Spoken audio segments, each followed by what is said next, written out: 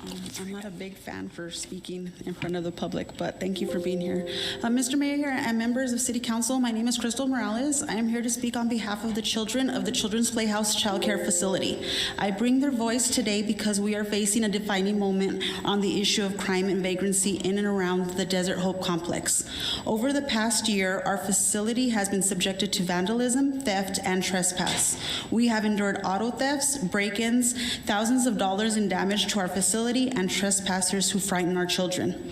We have installed alarms, fenced out threats, upgraded our security doors and windows, which have severely impacted our finances. But still, criminals progress, knowing they are impervious to repercussions because there are no deterrents in place. The criminals and vagrants that the residents of Desert Hope attract threaten the safety of our children, and I am here today to urge immediate action and investment by the city to address this crisis. I ask that you protect the children. We have come together through social media and community meetings to address these issues. Other residents and business owners have come before you seeking resolution, yet the crime wave continues. Again, I ask that you protect the children. Statistics are not needed to see the negative impact that Desert Hope Complex has brought to the area. Just walk around the neighborhood and judge for yourself.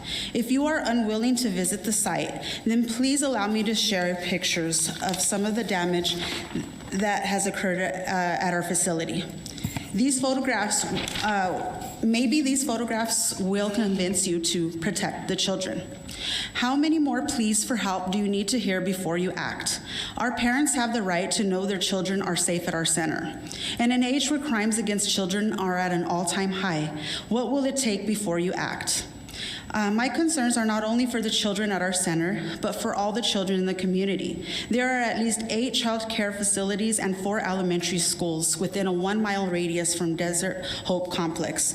The threat to children is very real. So real that our other communities have identified the danger homelessness and vagrancy presents to children and have passed laws to protect the children. For example, the City of Los Angeles has passed a law prohibiting homeless and vagrant encampments near and around daycares and schools. I asked the City Council to enact similar laws to protect the children. What are you waiting for? I am putting this council on notice so that the elected leaders and police officers sitting on this council have a responsibility to restore order and to change the narrative and not deem it as a false narrative. Take responsibility for what is happening because it is happening on your watch. Protect the children. Your tenure on this council can either be defined by what you have failed to do or what we choose to do now to protect the children. I thank each of you for your time, and I close with these 3 final words: protect the children. Thank you. Thank you, Chrystal. And you can leave those pictures with City Clerk if you'd like. Yes, if I could. Yeah. And then I'll address a little bit your comments or concerns. Okay, so let me just share a little bit of what I know about the community of Desert Hope Apartments. So this is a 40-unit complex that costs $6 million. That's $150,000 per unit. But this is a special type of financing done by HUD, the Housing and Urban Development. And so what they do is they find investors who are willing to invest for people of little or no means of income, so that they can, if you think about it, so they can still get credit. That's how they invest. And so I think it's important to say that I know myself and my colleagues, we wanted to hold off for a little bit because we were told that a new management company was taken over about a little more than 2 months ago. But we're still hearing the concerns. And so I know Councilor Graham and myself and City Manager, we're going to be meeting with, first off, the owner is Mesilla Valley Housing Authority. The clients do come from this Mesilla Valley Community of Hope.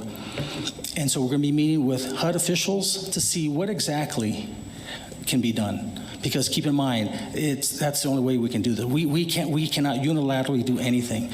Now, if HUD gives us some ideas, and if it means that we need to do, if there's And it could mean financially, because remember, these are credits that have already been given to the contractors. We're going to look at everything, and then I'll bring it back to my colleagues. But that's all we can do for now.